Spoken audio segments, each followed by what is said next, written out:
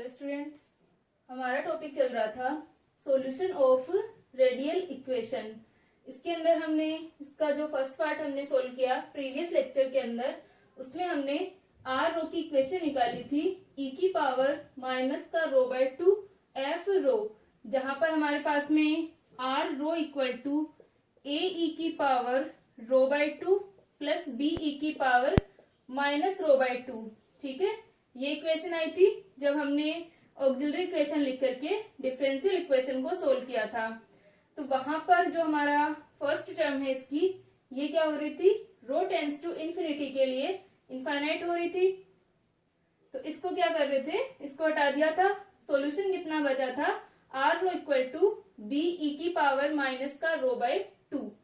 अब ये जो सॉल्यूशन है ये हमने रो टेंड्स टू इन्फिनिटी के लिए निकाला था। तो इसका जनरल सॉल्यूशन निकालने के लिए क्या करते हैं, एक नया फंक्शन डिफाइन करते हैं एफ रो। ठीक है, अब इस फंक्शन के फॉर्म में हम इसे, जो हमारी इक्वेशन थी रेडियल इक्वेशन, इसको लिखते हैं। तो यहां पर अपने पास में थी R rho del 2 R rho upon del rho 2 plus का 2 upon rho del R upon del rho plus minus का 1/4 plus lambda by rho minus L into L plus 1 upon rho square R rho equal to 0। ये वाली जो equation थी, ठीक है, इसको solve करने से पहले हमारे पास में ये इक्वेशन थी, इसके अंदर हमने रो टेंड्स टू इन्फिनिटी रखा था। ठीक है, तो यहाँ पर हम क्या कर रहे हैं, इस इक्वेशन को इसके अंदर पुट करते हैं। ठीक है, तो यहां से अपने पास में क्या आ जाएगा, del R upon del rho equal to E की पावर माइनस का रो बाय 2। ठीक है, तो ये आ जाएगा माइनस रो बाय 2 और ई की पावर, ये अपने पास में आ जाएगा माइनस का 1/2 एफ रो ई की पावर माइनस का रो बाय 2 प्लस ई की power minus rho by 2 F rho. ठीक है, del F rho upon del rho. ठीक है, ये हमारे पास में आएगा। इसके अंदर हमें क्या करना है, रेडियल पार्ट में आर रो के हमें मान निकालने हैं, आर के हमें मान निकालने हैं, जिससे कि साई का जो हमारा वेव फंक्शन था साई एन एल एम, उसके अंदर हम आर की और वाई की वैल्यूज रख करके हाइड्रोजन एटम के लिए वेव फंक्शन लिख सकें। तो यहां से अपने पास में आ गया, ये इक्वेशन आ गई। अब हम इसमें del 2 R upon del rho 2 ज्ञात करते हैं। तो ये आ जाएगा del 2 R upon del rho 2 equal to, इस इक्वेशन को अगर हम डिफरेंशिएट करेंगे रो के रिस्पेक्ट में, तो 2 टर्म्स इसके लिए आएंगी और 2 इसके लिए आएंगी अपने पास में। तो यहां से ये आ जाएगा, थोड़ा सा यहां से लिख लेते हैं इसको,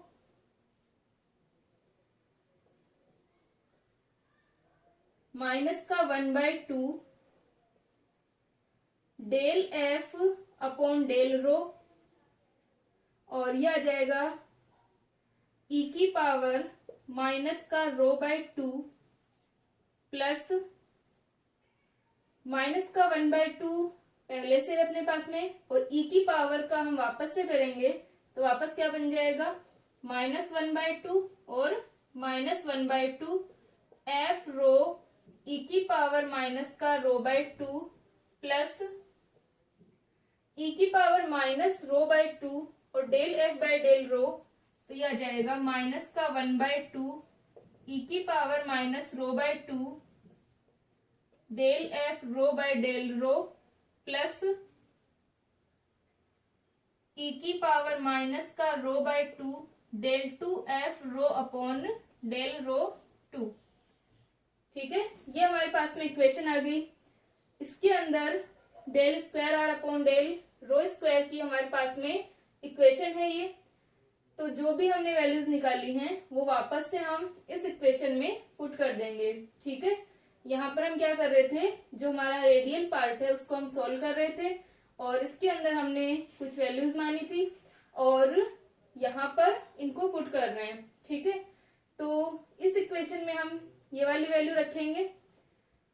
तो इसको थोड़ा सा सिंप्लीफाई कर लें हम, तो क्या आ जाएगा, माइनस का 1/2 del F by del rho ई की पावर माइनस रो बाय 2, और यहाँ पर भी क्या है, ये माइनस का 1/2 ई की power minus rho by 2 del F by del rho. तो यानी क्या है अपने पास में, माइनस के अंदर हाफ हाफ है ये, तो टोटल कितना हो जाएगा, 1 हो जाएगा। सबसे पहले हम इसको लिख लेते हैं, ई की पावर माइनस का rho by 2 del 2 F rho upon del rho 2, ठीक है। फिर माइनस ई की power minus rho by 2 del F rho upon del rho. फिर यह आ जाएगा minus minus plus 1/4 F rho ई की पावर माइनस का रो बाय 2। ये हमारी इक्वेशन आ गई, ठीक है। इसके अंदर 1, 2, 3 और 4 टर्म्स थी, इनमें से 2 ऐड हो गई, तो 3 टर्म्स अपने पास में आ गई। इन 3 टर्म्स को और इन 2 टर्म्स को हम इस इक्वेशन के अंदर पुट करते हैं। इसको लिख लो फटाफट।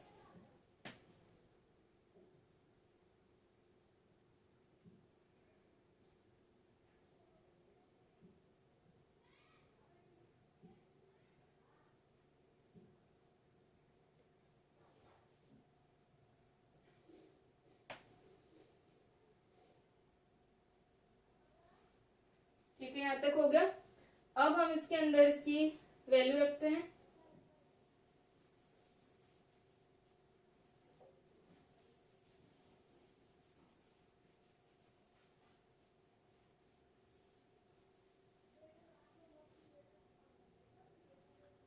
Del 2 R upon del rho 2 यहाँ पर रख रहे हैं इसे, क्योंकि हमें इस वाली इक्वेशन की भी जरूरत पड़ेगी, तो हम इसे यहाँ लिख रहे हैं इस इक्वेशन को, ठीक है। तो del 2 R upon del rho 2 की जगह क्या आ जाएगा, ये वाली इक्वेशन, ई की पावर माइनस का rho by 2 del 2 F rho upon del rho 2 minus ई की पावर माइनस का rho by 2 del F rho upon del rho plus 1/4 F रो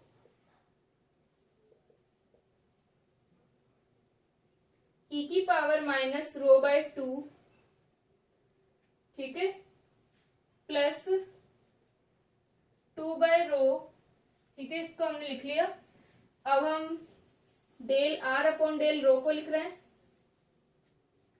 तो ये आ जाएगा 2 upon rho del R upon del rho, तो ये बन गया माइनस का 1/2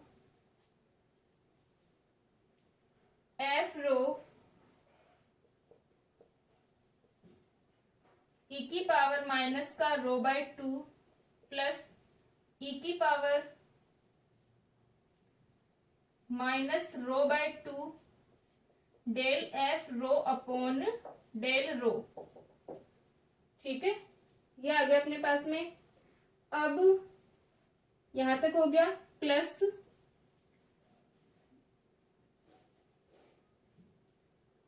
माइनस का 1/4 plus lambda by rho minus L into L plus 1 upon rho square, R rho की जगह वापस से यही ई की पावर माइनस का रो बाय 2 एफ रो, ठीक है। तो इसको हम सिंप्लीफाई करें वापस,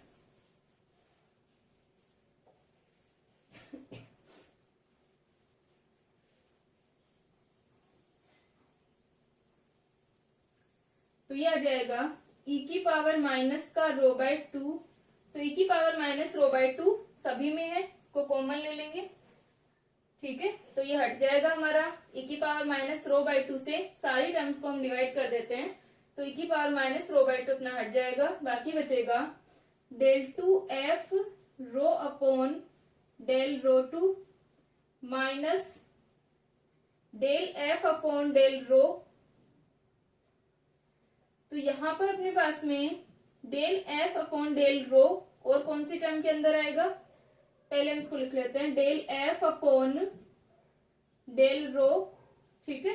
इसके अलावा हमारा del F upon del rho कहां पर है, इसके अंदर है। e की पावर माइनस रो बाय 2 को हम कंप्लीटली हटा चुके हैं, यहां से इसको डिवाइड कर दिए थे। तो अब यहां पर हमारा del F upon del rho वापस से है, तो इसकी जगह भी हम क्या लिख लेंगे, प्लस का 2 by rho del F upon del rho, और ये अपने पास में माइनस का 1 बाय 2 एफ रो ई की पावर माइनस का रो बाय 2। ठीक है, तो del F by del rho हो चुका हमारा। अब 1 बाय 4 एफ रो ई की पावर माइनस का रो बाय 2, तो ई की पावर को हटा रही हूं मैं एक बार।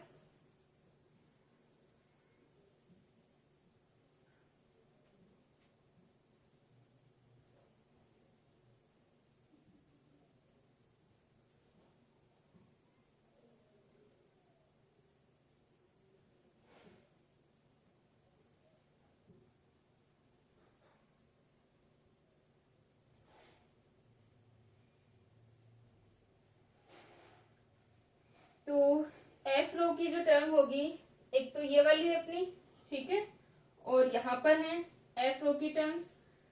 तो इसके अंदर ये क्या है, 1 बाय 4 एफ रो, तो ये आ गया प्लस का 1 बाय 4 एफ रो, और इसमें आ जाएगा माइनस का 1 बाय 4 एफ रो, माइनस का 1 बाय 4 एफ रो। फिर इसके बाद में ये वाली जो इक्वेशन है 2 बाय रो इंटू माइनस का 1 बाय 2 एफ रो, तो 2 से 2 कैंसिल, यानी माइनस का 1 बाय रो एफ रो, तो ये आ जाएगा माइनस का 1 बाय रो एफ रो, और ये हट जाएगा। ठीक है, यहां तक हो गया अपना। Del F by del rho को हम लिख चुके पहले। फिर इसके बाद में minus 1 by 4 F rho plus का lambda by rho F rho minus का L into L plus 1 upon rho square F rho equal to 0। ठीक है, यहां तक आ गई हमारी इक्वेशन।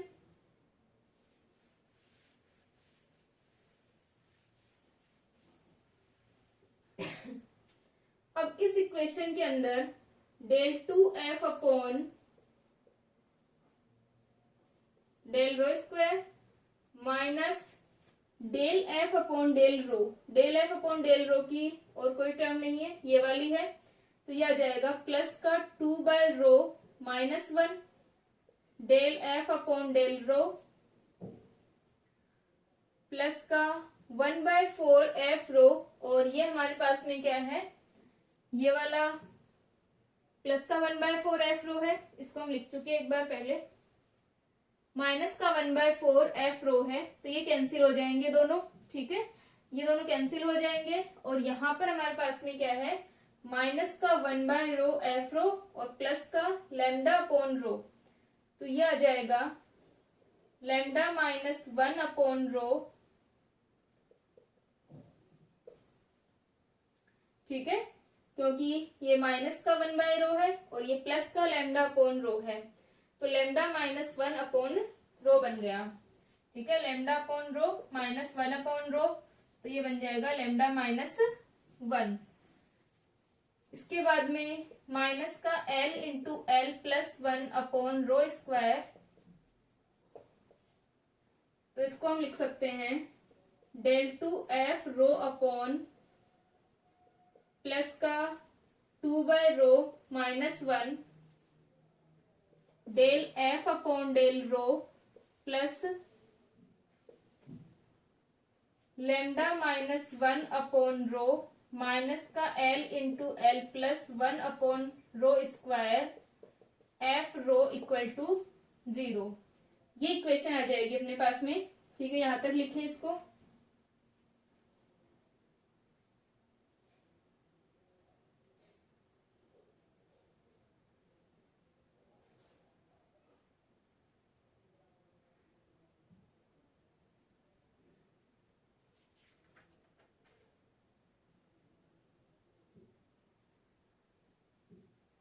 ठीक है, यहाँ तक हो गया।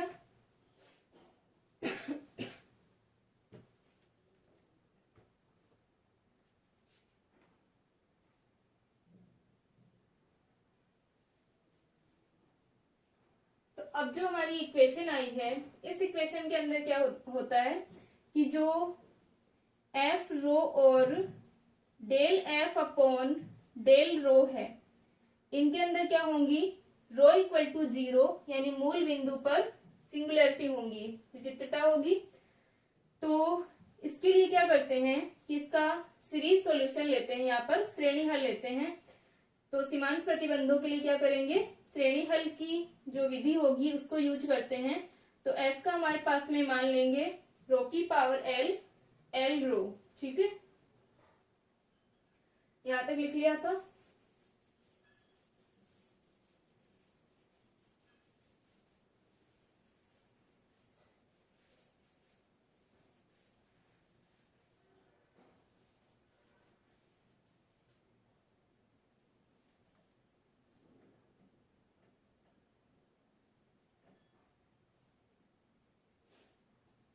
तो हम लिखेंगे उपरोक्त समीकरण में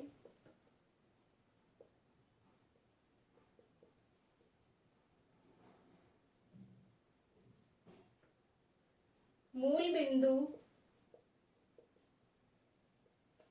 रो इक्वल टू 0 पर एफ तथा डी एफ अपॉन डी रो में विचित्रता होती है। ठीक है, सिंगुलरिटी होगी।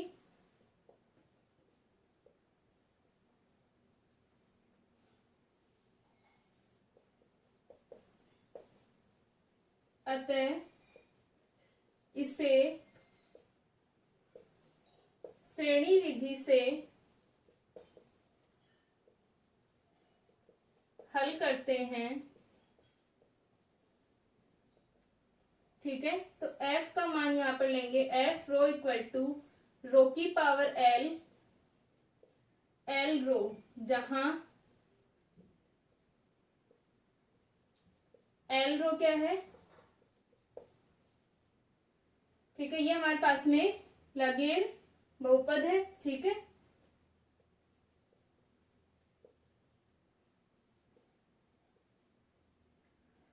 तो इसको क्या करेंगे, श्रेणी विधि से हल करते हैं। पहले हम इसको एफ रो को, एफ रो इक्वल टू रो की पावर एल, एल रो अपने पास में है, तो इसे हल करने के लिए F del F upon del rho और del two F upon del rho two हम इसके अंदर निकाल करके इस इक्वेशन में पुट करते हैं। ठीक है, तो यहां से जब हम इसे इस इक्वेशन में पुट करेंगे और फिर इसे सीरीज हल से हम इसको सोल्व करते हैं, तो हमारे पास में RNL की जो वैल्यू आती है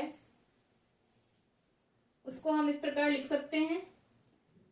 RNL इक्वल टू, अभी हमारे पास में क्या आ गया, एफ रो का ये मान है, और R क्या था, BE की पावर माइनस का रो बाय 2 एफ रो था।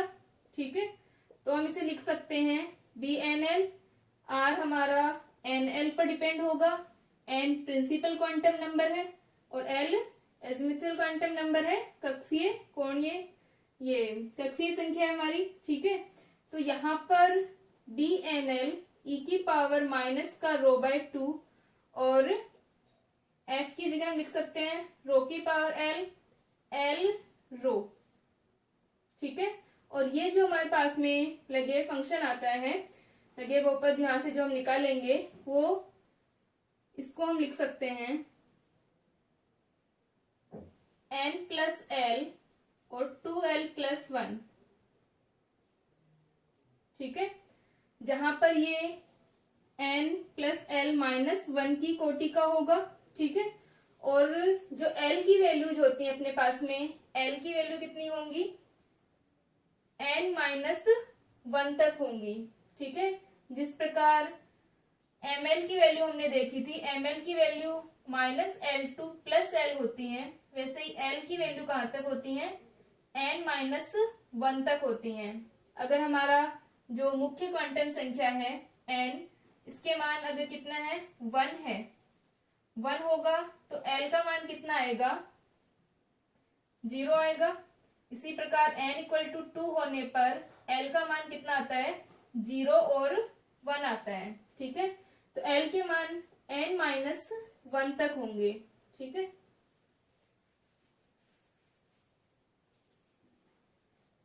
ठीक है, इसको लिखें।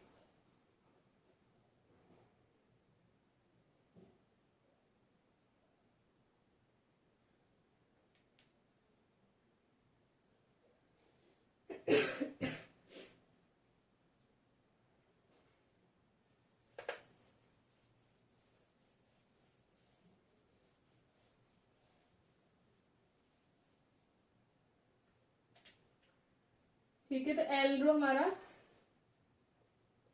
सहचारी एसोसिएटेड लगेर पोलिनोमियल होगा। तो आर एन एल की हमारे पास में ये वैल्यू आती है जहां पर जो बी है, इस बी का मान क्या करते हैं, ये हमारा प्रसामान्यीकरण नियतांक है। हम लिख देंगे यहां पर, जहां बी एन एल प्रसामान्यीकरण नियतांक है।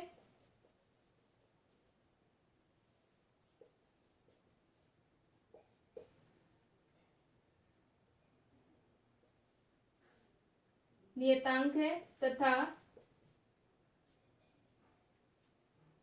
इसका मान हम लोग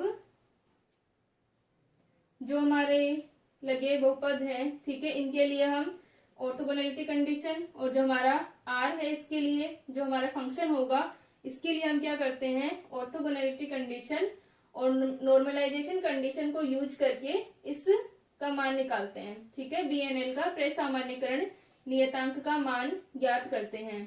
तो यहाँ पर जो हमारे पास में फंक्शन आया था, इसके बाद जो हमारी इक्वेशन थी उसमें इसकी वैल्यू रखनी होती है।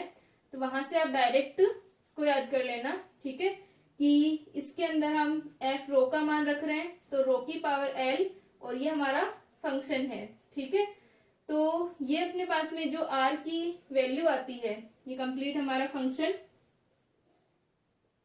ये आर एन एल इस एफ का मान रखने पर अपने पास में आया है। और एफ को किससे सोल्व कर रहे हैं, जो हमारी एफ वाली इक्वेशन थी, del two F upon del rho two, उस इक्वेशन को इस प्रकार सीरीज हल से सोल्व किया जाता है। ठीक है, तो उसको सोल्व करने की जरूरत नहीं है, यहां से इसको डायरेक्ट हम वैल्यू रख रहे हैं। ठीक है, फिर जो हमारा बी एन एल का मान होगा प्रसामान्यीकरण नियतांक का, उसका मान रख करके आर के मान निकाल लेंगे। ठीक है, तो यहां से, और रो की जो हमारी वैल्यूज है, रो इक्वल टू अल्फा आर था, वहां से रो के मान रख करके इस आर के अंदर पुट करते हैं और फिर हम आर की वैल्यूज निकालते हैं। ठीक है, तो इसको लिख लें।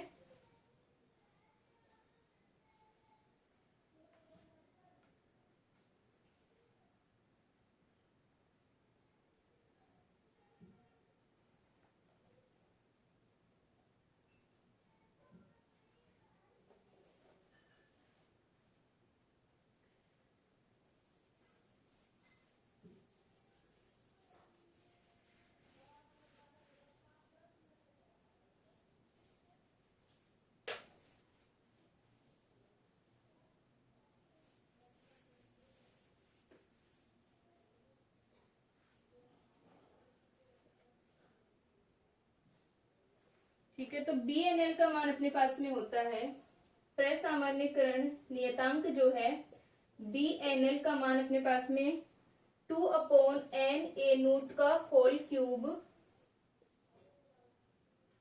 ठीक है, एन माइनस एल माइनस 1 का factorial divided by 2n N plus L का फैक्टोरियल होल क्यूब,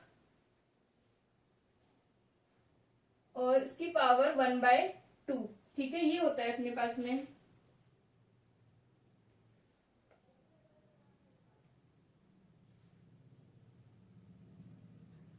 तो इस BNL का मान, इस प्रसामान्यीकरण नियतांक का मान हम क्या रखेंगे, R की इक्वेशन में रख देते हैं। तो R इक्वल टू आ जाएगा RNL R इक्वल टू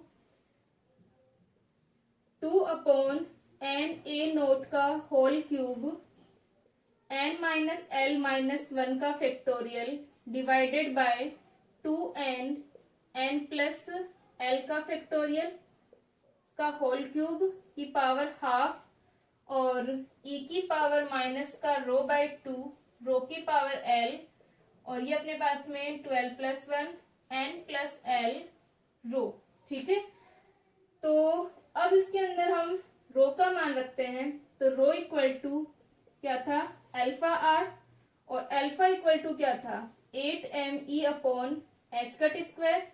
ठीक है, और लेमडा इक्वल टू अपने पास में था 2m के E square upon H cut square alpha. ठीक है, यहां से अपने पास में लेमडा की वैल्यू थी और ये हमने अल्फा का मान माना था। ठीक है, तो यहां से अल्फा का मान निकालते हैं, जो अपने पास में अल्फा की वैल्यू है। इस अल्फा को निकालने के लिए लेमडा इक्वल टू एन। ठीक है, लेमडा इक्वल टू एन हम पुट करेंगे, तो यहां से क्या आ जाएगा, एन इक्वल टू 2m के E square upon H cut square alpha. तो अल्फा इक्वल टू आ जाएगा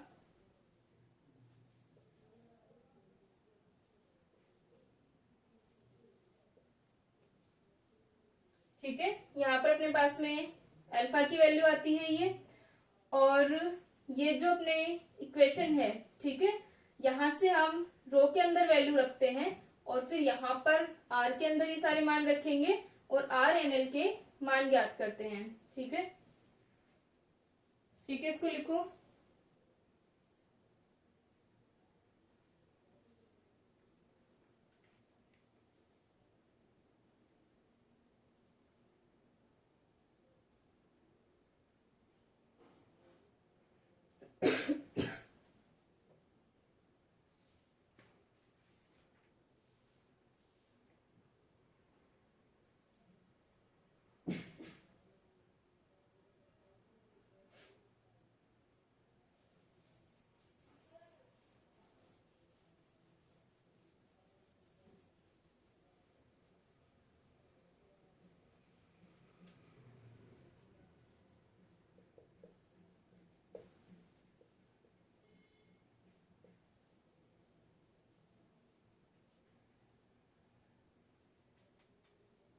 ठीक है, अब हमारे पास में कांस्टेंट होता है ए नोट, जिसे बोर रेडियस कहते हैं। ठीक है,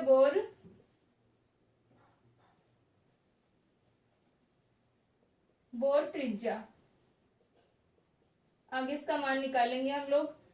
ठीक है, इसका ये कांस्टेंट मान आएगा, ए नोट का मान होता है, रेडियस है ये हाइड्रोजन एटम की। ठीक है, बोर रेडियस इसे कहते हैं, 4πε0 H cut square upon M E square. तो इसको हम यहाँ रखते हैं, तो ये जो अल्फा है हमारा वो कितना हो जाएगा, 2m, और ई स्क्वायर अपॉन के का मान हम रखें तो 1/4πε0 एच कट स्क्वायर एन।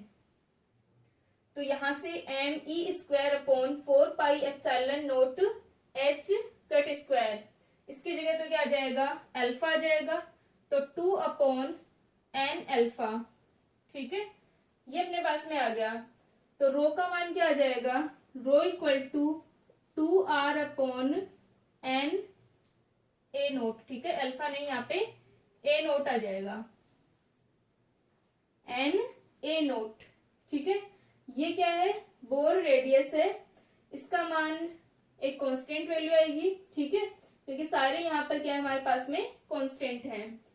तो ए नोट का मान रखने पर rho equal to 2r upon N A naught मिला, इसको हम इसके अंदर रख देंगे।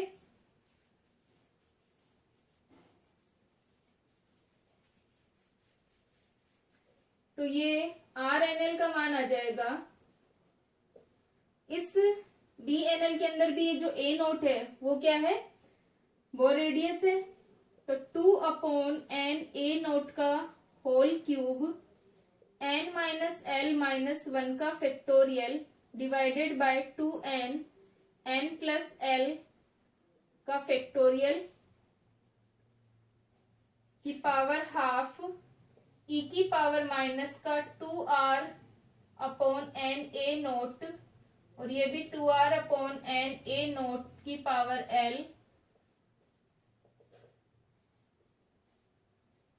2r/n a0। ठीक है, ये हमारी RNL की इक्वेशन आती है। इस इक्वेशन को निकालने के लिए कुछ वैल्यूज हैं जो आपको डायरेक्ट याद करनी है, वो आप याद कर लेना।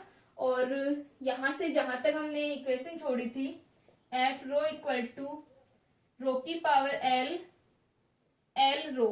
ठीक है, इसको उस इक्वेशन में रखने पर हमारे पास में एल जो है वो इस लगेर जो हमारा एसोसिएटेड लगेर पोलिनोमियल है उनके मान आते हैं। ठीक है, ये इस प्रकार हम उसको लिखते हैं। तो यहां से इसको हम डायरेक्ट लिख रहे हैं। अब ये जो एसोसिएटेड लगेर पोलिनोमियल आए हैं, इनके मान n और l पर डिपेंड करेंगे कि n इक्वल टू अगर हम 1 रख रहे हैं तो l इक्वल टू क्या होगा, 0 होगा। तो जैसे हमने लेजेंडरी पोलिनोमियल के लिए भी लिखा था कि p10 और p11 उनके मान हम लिख रहे थे, वैसे यहाँ पर लगेर पोलिनोमियल के मान रखने पड़ते हैं। और n और l हमारी क्वांटम नंबर्स हैं, तो उनके अकॉर्डिंग RNL की वैल्यू हमें प्राप्त होती है। ठीक है, यहां तक लिख लें एक बार।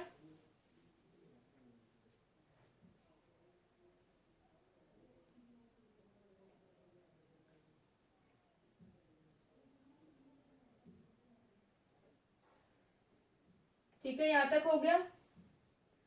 ये वाली जो वैल्यू है n+l और 2l+1, ये हमने किस प्रकार लिखा, ये अभी जब हम नेक्स्ट इसको RNL को निकालेंगे और इसकी विशेषताएं जब हम लिखेंगे वहां पर हम डिस्कस करेंगे इसके बारे में कि इसको हम कैसे सोल्व करते हैं। ठीक है, तो यहां से ये जो हमारी RNL की इक्वेशन आई है, ठीक है, अब जो साई NLM होगा वो क्या बनेगा, RNL y थीटा फाई।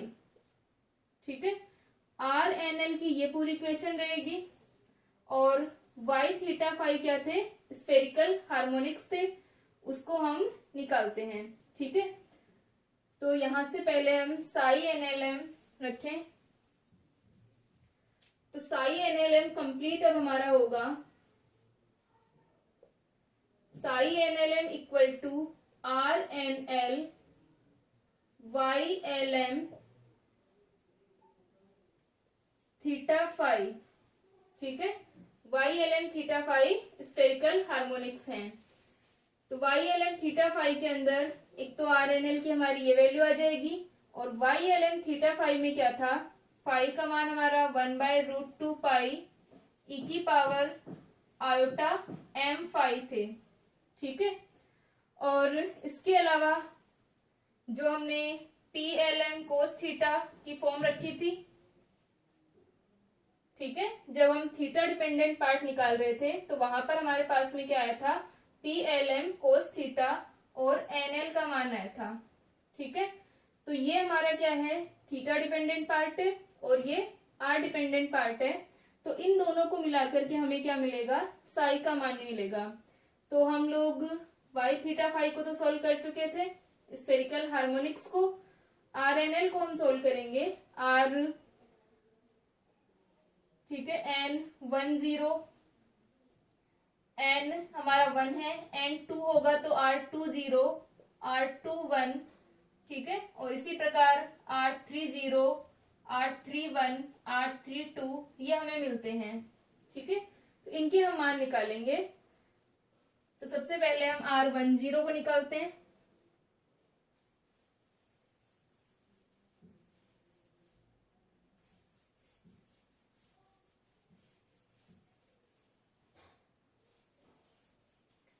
यहाँ पर लिख लेना कि जो हम साई NLM लिखा है उसके बाद में लिख लेना कि n जो है वो क्या है, मुख्य क्वांटम संख्या है।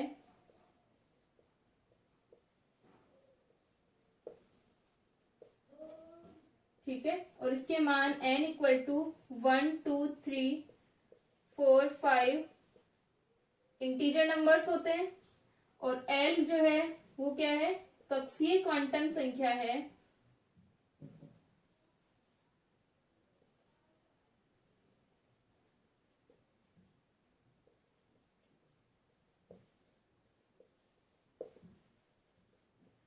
और इसके मान क्या होते हैं, n-1 होते हैं।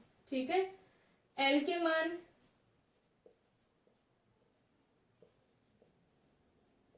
n-1 तक होते हैं।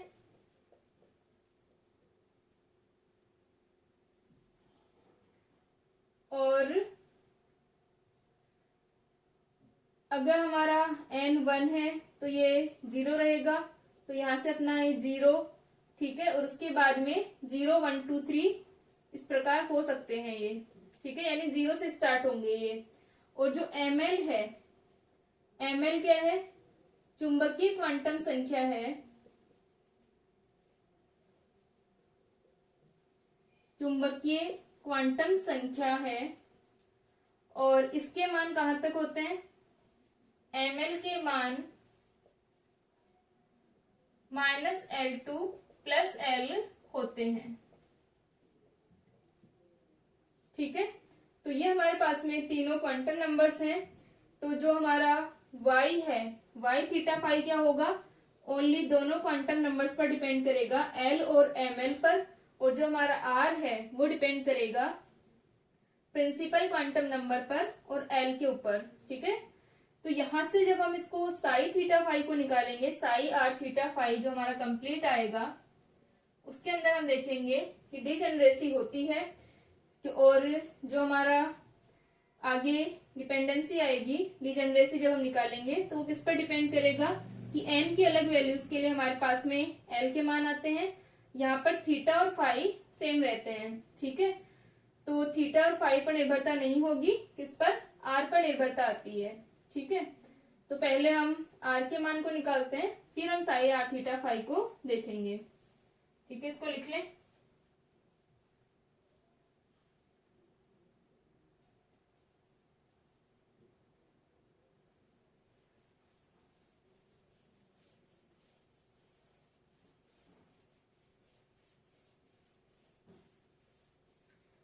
इस लेगेट पॉलिनोमियल के लिए फॉर्मूला होता है कि ये किस प्रकार हम लिखते हैं इसको, और ये कैसे आता है। ठीक है, ये मैं आपको लिखवा दूंगी, वैसे आप डायरेक्ट लिख लेना इसको यहाँ पे। ठीक है, तो यहां से r जो हमारा r10 हम निकालें, तो r10 इसके अंदर हम वैल्यू रख दें, n=1 और l= क्या रहेगा, 0 रहेगा, क्योंकि जब हमारा n=1 है तो l= क्या रहेगा, उस टाइम 0 रहेगा। तो इसका मान आएगा 2/NA0 का होल क्यूब, और n-l-1 का फैक्टोरियल, तो 1 है n, l 0 है, तो l 0 है तो ये तो 0 हो गया, और 1 - 1 ये भी 0 हो गया, और इसका फैक्टोरियल क्या हो जाएगा, 1 हो जाएगा। और 2n + l, 1 + 0 यानी 1 का फैक्टोरियल भी 1, तो ये आ जाएगा 1/2 इस पूरे की पावर हाफ, और e की पावर -2r/NA0, तो e की पावर क्या है, -2r/NA0, और 2r/NA0 की पावर l है, 0 है, तो ये 1 हो गया। और जो हमारा l n + l 12+1 जो हम ये वैल्यू रख रहे हैं, तो सबसे पहले हम किसके लिए निकाल रहे हैं, 10 के लिए निकाल रहे हैं। तो 10 के लिए ये 1 होता है अपने पास में, तो ये 1 आ जाएगा। तो यहां से r10 क्या आ गया, 2 का क्यूब है, और यहाँ पर 2 है, यानी 8/2 होगा, तो 4, और 4 की पावर 1/2, तो उसको हम बाहर ले सकते हैं। तो 2/√A0 का क्यूब, और e की पावर -2r/A0, ये हमारा r10 आ गया। ठीक है, तो r10 की वैल्यू ये हो गई, और y जो हमारा था 10, ठीक है, r10 है तो y 0 होगा, क्योंकि l = 0, तो ml भी क्या होगा, 0 होगा। तो ml 0 और l भी 0, तो वहां पर हमारे पास में इसकी वैल्यू थी 1/√4π थी। इसको हमने निकाला है प्रीवियस लेक्चर्स में, तो वहां पर टेबल में देखना, ये 1/√4π आता है। तो साई NLM क्या हो जाएगा, फर्स्ट के लिए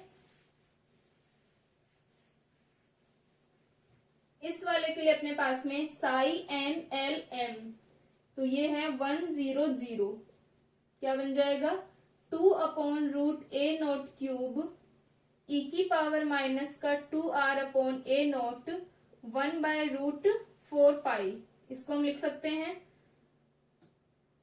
2 से 2 कैंसिल, 1/√π a0 क्यूब, क्योंकि √4 पाई है, 2 को हम बाहर 4 को बाहर ले लें तो 2 आएगा, 2 से 2 कैंसिल, e की पावर माइनस का 2r/a0 साई 100।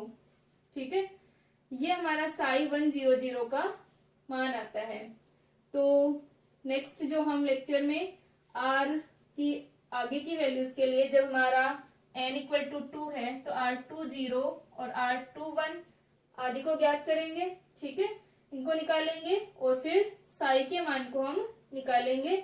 जब हमारे पास में कंप्लीट वेव फंक्शंस आ जाएंगे उसके बाद हम इसकी प्रॉपर्टीज को डिफाइन करेंगे और इनके ग्राफ ड्रॉ करेंगे। ठीक है, तो यहाँ तक लिख लें अभी, फिर इसके हम नेक्स्ट लेक्चर में ग्राफ बनाएंगे और बाकी के वेव फंक्शंस को ज्ञात करेंगे।